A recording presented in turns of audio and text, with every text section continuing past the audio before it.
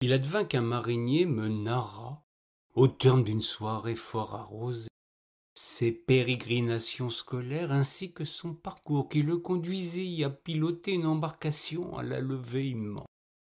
Connu de tous pour avoir porté une ancre sur son dos, une nuit de pénitence, il me narra son chemin de croix d'enfance et ses déboires avec une toute autre ancre, celle dont il faisait bien plus de taches que de pâté. Naturellement, par prudence sans doute, il attribua à un certain Berlaudio les mérites d'une aventure qui lui revenait certainement. Jouons nous aussi les naïfs pour nous laisser porter par son récit.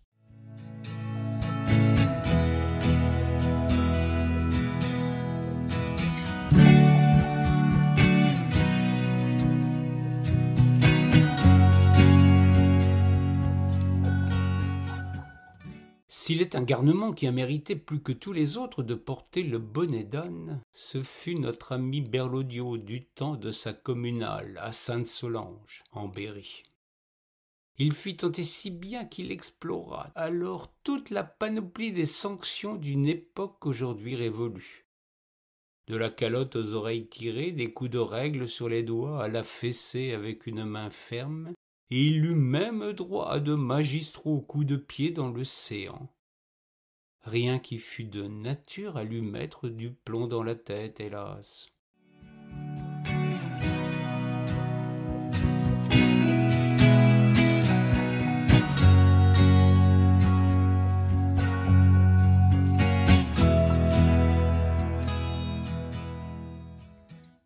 L'encrier recevait sa craie, le banc une punaise. La feuille déchirée pour mauvaise écriture devenait immanquablement avion. La boulette était ravageuse, tandis que le maître avait souvent de mauvaises surprises dans son cartable, de quoi monter au fil du temps une belle ménagerie de petites bêtes moins sottes que notre luron.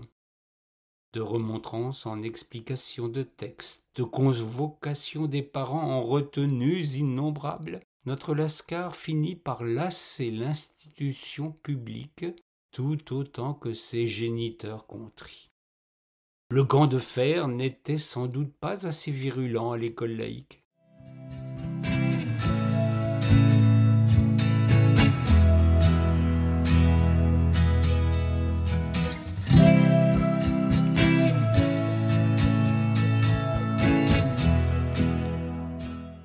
C'est vers la maîtrise de la cathédrale de Bourges que la famille reporta tous ses espoirs de rédemption scolaire.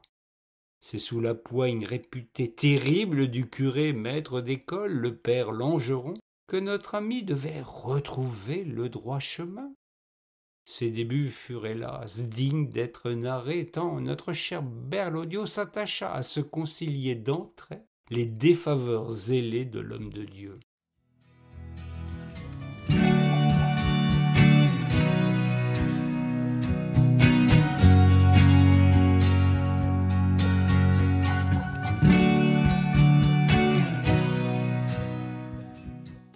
Le temps de prendre ses marques, de repérer le tour pendable qu'il convenait afin de célébrer dignement son arrivée, et notre garnement lançait sa première offensive. Il avait emprunté la scie à métaux de son père, chaudronnier de son état, et, en catimini, la fripouille scia les pieds de la chaise professorale. L'effet fut garanti, mais la chute désastreuse. L'imbécile avait rangé l'arme du crime dans son cartable pour la ramener à la maison. La suite fut délectable. Une tannée digne d'un ring de boxe qui fut doublée à la maison quand le chaudronnier constata la disparition de l'objet du délit et en réclama sa destination, que Berlaudo dut bien lui avouer.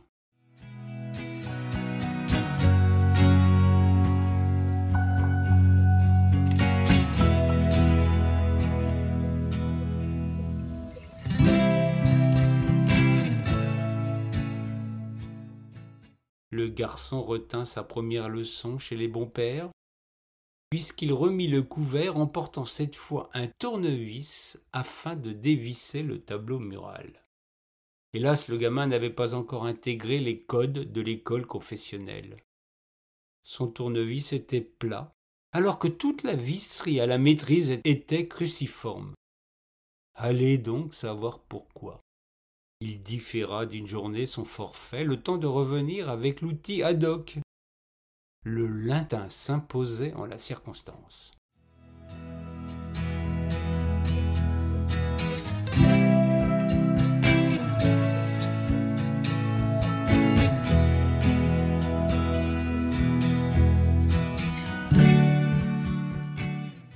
Nouveau fracas en plein cours, mais cette fois la fouille ne donna rien, en dépit des soupçons sur sa modeste personne.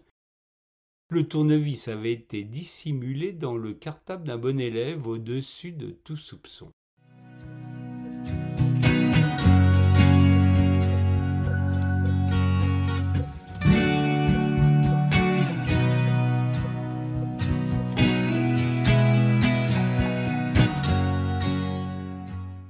L'apothéose.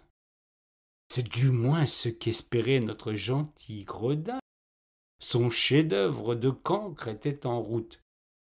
Là de porter le bonnet de l'infamie scolaire à longueur de journée, Berlioz vint en classe, flanqué d'un véritable âne du Berry qu'il avait récupéré en chemin. Ce fut un grand tohu-bohu avant que le père Langeron comprenne que l'animal calmerait sa mauvaise troupe. De ce jour, et durant un trimestre, l'âne resta fidèlement en classe, devenant même la mascotte de tout l'établissement.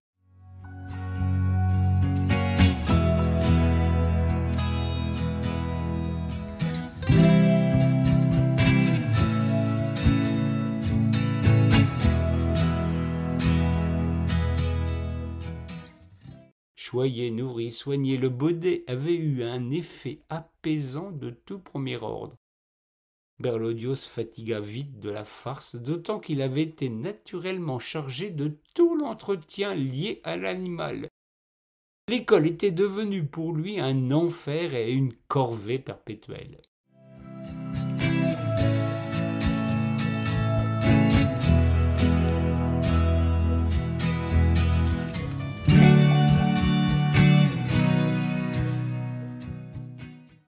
Là, de nettoyer la classe, de soigner l'âne, de sortir l'animal lors des récréations auxquelles désormais il ne pouvait plus participer, il décida de reconduire son âne au pré. Naturellement, le bon père s'enquit de ce qu'était devenu celui qui manquait grandement à la classe.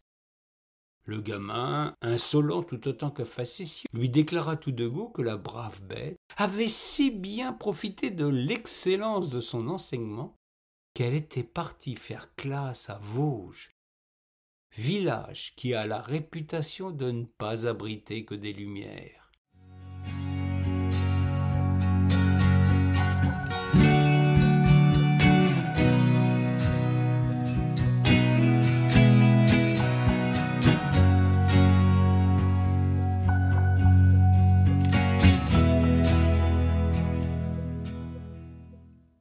Le curé de montrer sa fierté et sa satisfaction, expliquant au gamin ébahi qu'il n'avait jamais eu élève si attentif que cet animal-ci. Il avait d'ailleurs remarqué que seul l'âne dressait ses oreilles durant ses explications. L'immense éclat de rire qui suivit cette saillie fut pour Berlioz le déclic.